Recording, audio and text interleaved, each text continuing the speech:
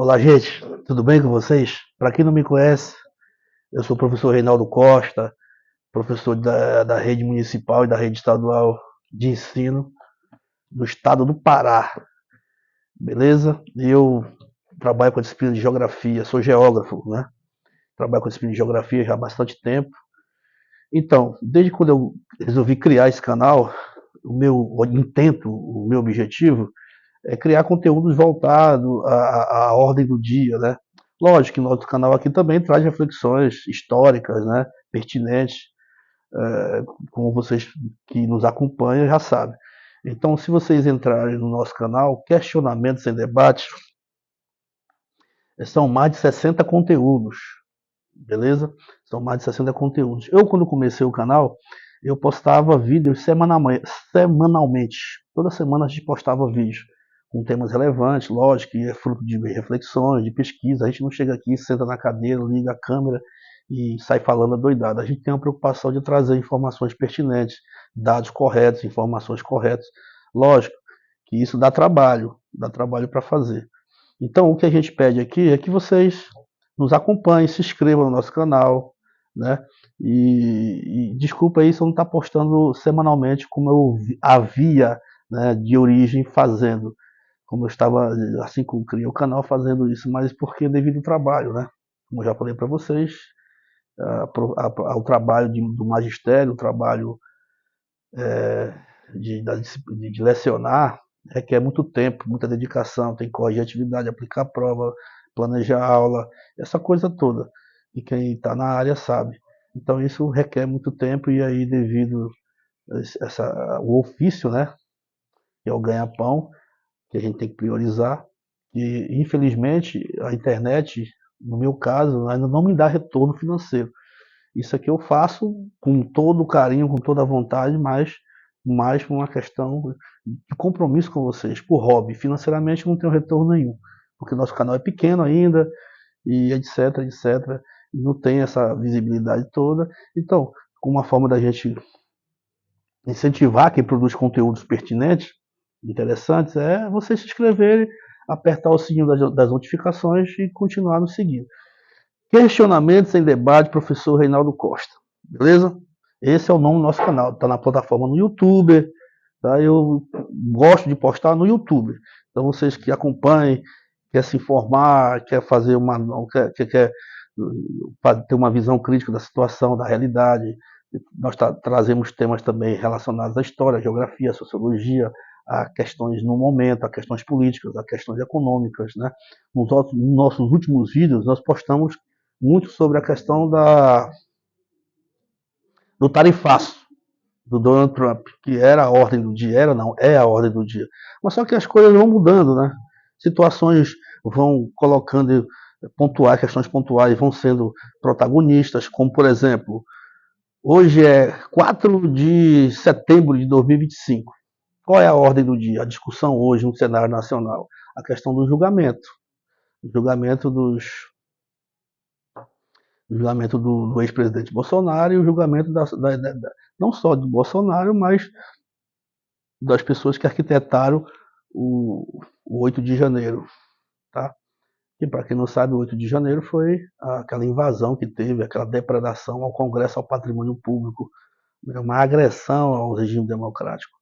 É sobre isso que a gente vai falar. Aliás, já estamos falando, né? Então, o que está rolando aí? Na ordem do dia, como eu já falei para vocês. Essa é a discussão. Então, começou na segunda-feira, dia 2. Hoje vamos para o terceiro dia, dia 4. E prevê mais ou menos uns 10, 12 dias de julgamento. Então, no final, vai sair uma sentença condenatória, ou a questão da absolvição. O julgamento vai acontecer duas coisas, absolvição ou condenação. Mas pelos autos, que eu já venho acompanhando isso aí há muito tempo, desde quando surgiu, desde o 8 de janeiro, tudo leva a crer que todos os que estão sendo julgados acreditam que vão levar algum tipo de condenação. Uns mais, outros menos, vão levar algum tipo de condenação. É essa reflexão que nós vamos trazer hoje, beleza? Gente, olha, se você procurar no nosso canal, nós temos aí eu tenho um vídeo, inclusive eu estava olhando agora, sobre as constituições brasileiras, sobre as constituições brasileiras. O que é uma constituição? É a carta magna, é o que rege todas as pessoas, a ordem do país, do território, é regido por leis. Essas leis nós chamamos de constituição. As pessoas mais jovens pensa que a Constituição Federal, a Constituição brasileira é a de 1988, a única, a nossa Carta Magna, a nossa Constituição Cidadã. Qual é a Constituição brasileira? A de 1988, é a Constituição Cidadã, a nossa Carta Magna. Ela é, com certeza, é a nossa referência, é a nossa carta magna, mas ela não foi a única, como eu já falei nesse conteúdo. Vocês podem olhar na retrospectiva do canal, eu tenho um conteúdo só falando sobre isso. Então, já houve 6 outras constituições anteriores, desde a época do Império até os regimes de exceção, os regimes ditatoriais, que foi a ditadura do Estado Novo, aí passamos pelo regime militar, e depois nós tivemos a nossa redemocratização, que é a Constituinte de 1988, que foi encabeçada por um grande constitucionalista que foi Ulisses Guimarães. Só uma deixa. Tá? Então, nessa Constituição, é uma Constituição belíssima, né? Foi inspirada em todo. Ela foi inspirada, gente, não é que foi copiada, tá? É uma diferença. Ela foi inspirada. Ela foi inspirada nos ideais democráticos, né? Nos ideais franceses, do direito do homem, nos ideais de liberdade, igualdade e fraternidade, da Constituição Americana também. Nós bebemos na Constituição Americana. Então, a nossa Constituição de 1988, ela amarra a prevalência do regime democrático. Então, existe lá na lei, na nossa Constituição, o fato de que é altamente criminoso você ameaçar o regime democrático. A democracia, eu costumo dizer, ela é tão bonita que é o único regime que permite ser criticada. Certo? Então, você está na democracia, se beneficia do direito democrático, você também pode criticar ela. É o único regime que permite isso. Então, o que nós vimos aí? Parlamentares poderosos, pessoas que estavam no poder, usaram da democracia para chegar no poder. Por quê? Porque permite usaram do que estava nas leis. Por exemplo, se filiaram a partidos, criaram partidos, se candidataram, foram eleitos. Depois que chegaram lá no poder, tentaram acabar com ela, acabar com a democracia. Olha que interessante, não vi uma contradição, um paradoxo. Eu uso da democracia para chegar onde eu quero, chegando lá eu quero desmantelá-la, eu quero acabá-la, eu quero aniquilá-la. Então, mas o regime democrático que permite a própria crítica do seu sistema, do próprio sistema, também tem leis, tem regras, tem artigos que diz o seguinte, que você não pode atentar-se contra ela. Você não pode atentar-se contra a democracia, nem planejar, nem tentar acabar contra ou agredir ou tentar aniquilar o Estado Democrático de Direito. Isso é crime, tá, gente? E eu estou acompanhando para e passo, inclusive ontem, né, que foi o segundo dia do julgamento, um advogado de um dos réus, eu não vou lembrar aqui exatamente quem era o réu, que são várias pessoas que estão sendo julgadas. Ele diz que planejar e só planejar não é crime, né? Ele falando, planejar não é crime. Se ele tivesse concluído, feito, aí sim. Mas se você olhar, ler a democracia, ler a nossa Constituição, no caso específico da democracia, do regime democrático, você não pode nem atentar, nem tentar acabar, ou agredir, ou aniquilá-la. E também reconfigura crime. Está lá escrito isso aí, tá, gente? Então não é eu que estou inventando nada aqui. E nós temos uma outra questão importante. Nós vivemos uma polaridade, né? Que é. Eu não costumo nem dizer que é esquerda e direita, eu costumo dizer que é bolsonaristas e lulistas, né? Bolsonaristas e lulistas. Eu não vejo isso como polarização de direita e esquerda. Eu vejo isso como fanáticos bolsonaristas, uma polarização bolsonaristas e lulistas. E todo radicalismo, eu costumo dizer que ele cega. Qualquer fanatismo cega, tá, gente? Não é só fanatismo político, é fanatismo religioso, fanatismo tanto da direita quanto da esquerda. Não estou falando que é o fanatismo da direita, o fanatismo da esquerda, diz que lulistas, petistas fanáticos também são cegos, né? Porque ficam ali radicalizando as coisas, e os de direita também, bolsonaristas de direita, ou reacionários, né? Costumo dizer que são reacionários, também quando se tornam fanáticos, eles não veem mais nada, não tem uma visão holística, né? A verdade é a sua, e é isso que a gente está vendo e presenciando. Então, enquanto isso, é permitido também no regime democrático, é permitido, é, é permitido também, as liberdades elas são unânimes, né, no regime democrático, só que você não pode atentar contra o regime democrático de direito. Essa aqui é a questão. Então, o que, que nós vimos aí? Um planejamento.